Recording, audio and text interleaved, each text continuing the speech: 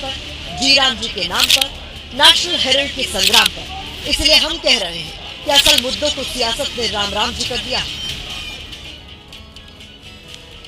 क्या आपको पता है कि हमने एक नौजवान और किसान की कहानी को ऊपर क्यों रखा? क्योंकि चुनाव में इन दोनों वर्गों के विकास के नाम पर ही नेता हमसे और आपसे वोट जुटाते हैं।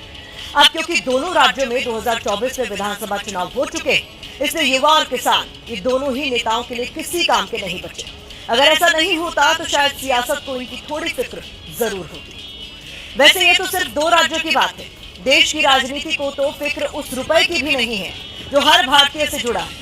रुपया डॉलर के मुकाबले इतना गिर चुका है कि लोग व्यंग में कह रहे हैं कि करेंसी का नाम AQI कर देना चाहिए, क्योंकि वो लगातार बढ़ता जा रहा है। लेकिन राजनीति में न रुपए की बात हो रही है और न ही बढ़ते प्रदूषण की। जैसे धूमिल ने लिखा है, मेरे देश की संसद मौन है। वाकई असल मुद्दों पर संसद और सियासत मौन ही नजर आ रही है।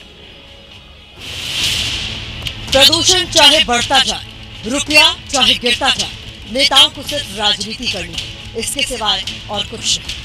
जैसे दिल्ली NCR के प्रदूषण पर बात करें तो मंगलवार को पर्यावरण मंत्री ने माफी मांगी। मानो कह रहे हो कि आपका दम घुटता है तो घुटता रहे, अब हमसे नहीं हो पाएगा। बुधवार को मंत्री जी फिर सामने आए, लगा कि प्रदूषण से समाधान के उपाय सुझाएंगे।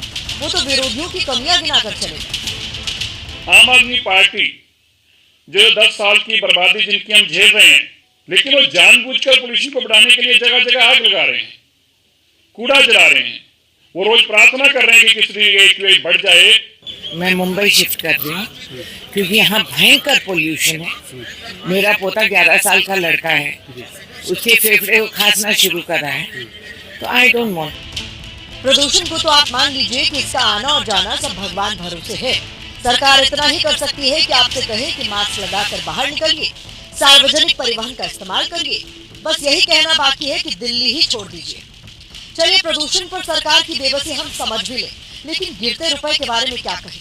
रुपए की कीमत $1 के मुकाबले 91 हो चुकी है, फिर भी किसी को कोई टेंशन नहीं हो रही। विपक्ष गिरते रुपए पर आवाज उठाने की कोशिश जरूर कर रहा है, लेकिन उसको भी अनसुना किया जा रहा है।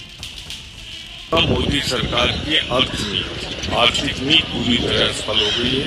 दरअसल देश की माली हालत घोल में घोल जैसी है। भारतीय जनता पार्टी उसको बचाने के लिए डॉलर लाना चाहती है, इसलिए इस तरीके के विधेयक ला रही है।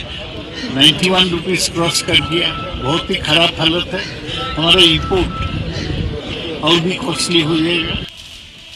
क्या बढ़ता प्रदूषण और गिरता रुपया सियासत के लिए जरूरी मुद्दा नहीं है? लगता तो यही है। तो रुपया 91 रुपये प्रति डॉलर के जो विनिमय दर है वहां पर पहुंच गया है।